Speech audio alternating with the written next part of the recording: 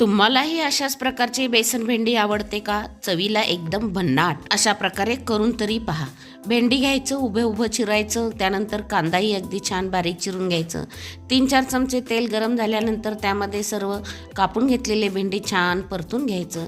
त्यामध्ये अर्धी वाटी आपण बेसन पीठ घालून अगदी मंद आचेवर खमंग बेसनाचा वास येईपर्यंत भाजून घ्यायचं. ते बाजूला काढून घेऊन त्याच कढईत पुन्हा 2 ते 3 चमचे तेल, मोहरी, जिरे तडतडून झाल्यावर छान 1 चमचा आले लसणाची पेस्ट खमंग परतवून घ्या. चिरलेला कांदा घाला आणि बेसनामध्ये खमंग परतवून घेतलेली भेंडी देखील त्यामध्ये घालून छान खमंग परतवून घेऊन 2 मिनिटांसाठी झाकण ठेवून वाफवून घ्या. वरून 1 चमचा लाल तिखट, 1 चमचा काळं तिखट, धने जिरे पूड आणि थोडंसं लिंबाचा रस घालून छान परतवून घ्या. अर्धी वाटी दाण्याचं कूट मिक्स करा आणि अगदी खमंग कुरकुरीत होईपर्यंत ही भाजी छान परतवून घ्या.